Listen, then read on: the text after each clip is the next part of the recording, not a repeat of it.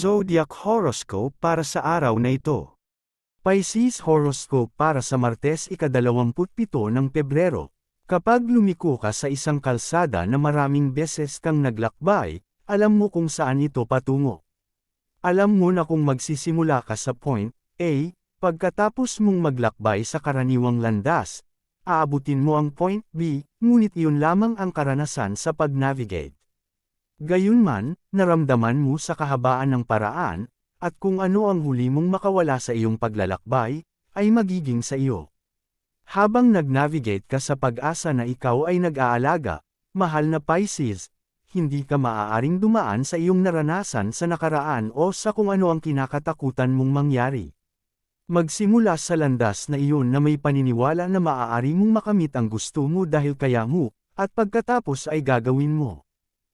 Aquarius Horoscope para sa Martes ika-27 ng Pebrero.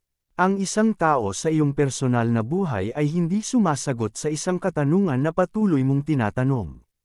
Maaaring hindi mo alam kung bakit, Aquarius. Siguro hindi nila sinasagot ang telepono, teksto, o hindi pagtugon sa iyong mga voicemail. Siguro binabago nila ang paksa tuwing darating ang tanong na ito. Hindi ka ba nila sinasadya? Hindi ka ba nila maintindihan? Kailangan mo ring maging direkta at matiyak, o kailangan mong malaman ang sagot sa iyong sarili, o ibibigay mo ng buo ang paghahanap. Ito ay gagana kahit anong pipiliin mong gawin. Capricorn Horoscope para sa Martes ika-27 ng Pebrero. Ikaw ay naging emosyonal na, pandikit, na nagpapanatili ng isang pangkat ng mga tao na nagtutulungan. Maaaring hindi ito kung paano nagsimula ang mga bagay, at marahil ay hindi ito isang bagay na pinili mong gawin o kahit na nais gawin, mahal na Capricorn, ngunit narito ka.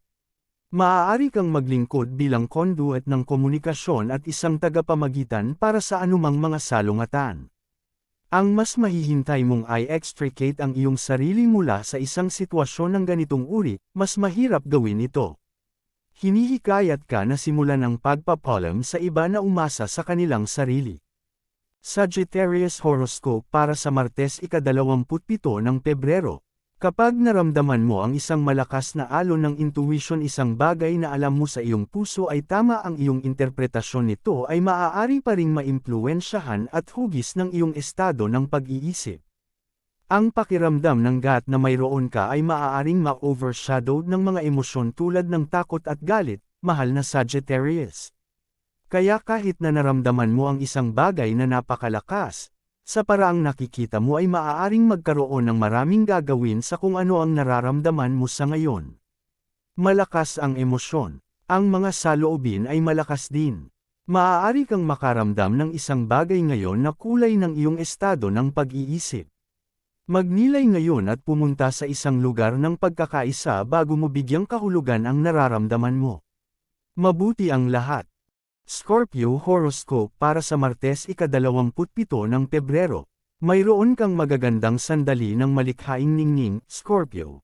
May mga ideya ka, at nakikita mo ang mga ito sa isang mahusay at nakasisilaw na paraan. Hindi lahat ay maaaring gawin ito, at iyon ang dapat mong tandaan ngayon. Maaaring ibinahagi mo kamakailan ang isa sa mga napakatalino na ideya mo sa isang tao na hindi lamang ito nakukuha. Wala silang talampas para dito. Hindi nila naiintindihan ang ganitong uri ng ideya kapag hindi ito ganap na napukaw para sa kanila. Huwag umasa sa puna ng iba. Magtiwala sa kasiyahan na nararamdaman mo tungkol sa iyong ideya.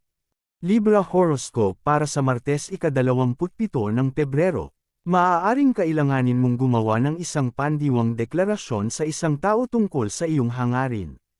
Kahit na marahil ay napunta ka na sa itaas at higit pa upang ipakita ang iyong dedikasyon, maaaring mangailangan ng isang aktwal na pahayag ang taong ito kung saan mo na isulat kung ano ang balak mong gawin. Maaari mong makita ang nakakainis o kahit na nakakainsulto, dahil ikaw ay isang tao na maaaring umasa. Hindi lahat ay tiwala, bagaman, at maaaring ito ay isang bagay na nangangailangan ng katiyakan. Huwag itong kunin ng personal. Virgo Horoscope para sa Martes ika-27 ng Pebrero. Ang isang gawa ng sining ay maaaring mga hulugan ng isang bagay na ganap na naiiba sa iba't ibang mga tao na nakakaranas nito. Kung ito ay isang pagpipinta, isang kanta, o isang pelikula, ang mga tao ay iginuhit sa mga elemento nito batay sa kung paano nila nakikita ang mundo, na inihurnong sa kanilang sariling mga personal na karanasan. Iyon ay maaaring mukhang halata sa isang tao bilang pangunawa tulad mo, mahal na Virgo. Gayunpaman, maraming iba pang mga pangunawa sa buhay ang batay sa background at karanasan, at isang bagay na nararamdaman mo marahil isang takot maaaring magmula sa isang bagay sa iyong nakaraan. Kapag napagtanto mo na, maaari mong matagumpay na malupig ito. Leo Horoscope para sa Martes ika-27 ng Pebrero. Habang sinimulan mo ang isang hamon na nais mong gawin, Leo, maaaring hindi ka magkaroon ng suporta at paghihikayat na naisip mo mula sa ibang tao. Ayos lang iyon. Kailangan mong maging iyong sariling coach at cheering gallery, ngunit maaari mo bang isipin ang sino mang mas mahusay na angkop para sa papel na iyon kaysa sa iyo? Tandaan kung gaano ka napakalakas at nababanat, at tandaan kung ano ang iyong pinagtatrabahuhan. Iyon lamang ang dapat mag-udyok sa iyo upang mapanatili ang iyong optimismo. Magagawa mo ito, Leo. Cancer Horoscope para sa Martes ika-27 ng Pebrero. Maaari kang mahiya, tahimik, at nakalaan. Hindi bababa sa maaaring ang paraan ng iyong napapansin dahil sa iyong panlabas na hitsura. Gayunman, sa loob, mahal na Moonchild, mayroon kang isang napakalakas na pagkatao. Kahit na kung minsan ay nahihirapan kang hayaan ang palabas na iyon. Ngayon, ang isang pagkakataon ay mangangailangan sa iyo na maging mas matapang, at higit pa, sa labas. Ito ay isang bagay na dapat mong malaman na magagawa mo, dahil ginagawa mo ito sa lahat ng oras sa iyong isip. Paalalahanan ang iyong sarili kapag dumating ang sandali. Gemini Horoscope para sa Martes ika-27 ng Pebrero. Nakasulat na ba ang kwento ng iyong buhay, mahal na Gemini? Nakasulat ba ito ng mahusay na detalye sa isang lugar sa mahiwagang Akashic Records? Kung naniniwala ka rito, kung gayon wala talagang punto sa pagsisikap na bago, dahil kung ano ang ibig sabihin ay magiging. Habang mayroong tiyak na mga elemento sa buhay na nakatanim sa iyong landas, mayroon kang malayang kalooban upang makagawa ng iyong sariling mga pagpipilian at gamitin ang mga regalong ibinibigay sa iyo sa buong. Huwag gumamit ng kapalaran bilang isang dahilan na huwag subukang muli sa isang bagay na tila nabigo. Siguro iyon ay sinadya para lamang sa pagsasanay. Taurus Horoscope para sa Martes ika-27 ng Pebrero. Iniisip mo ba ang paggawa ng isang malaking pabor para sa isang tao sapagkat ito ang tunay na nais mong gawin? O, Taurus, isinasaalang-alang mo ba ito bilang isang paraan upang matiyak ang ilang pagkakasala o dahil nakakuha ka ng isang responsibilidad na hindi sa iyo? Kung talagang nais mong gawin ito, at gagawa ito ng isang bagay na positibo para sa iyo kahit na ito ay isang magandang pakiramdam lamang pagkatapos ay pumunta para dito.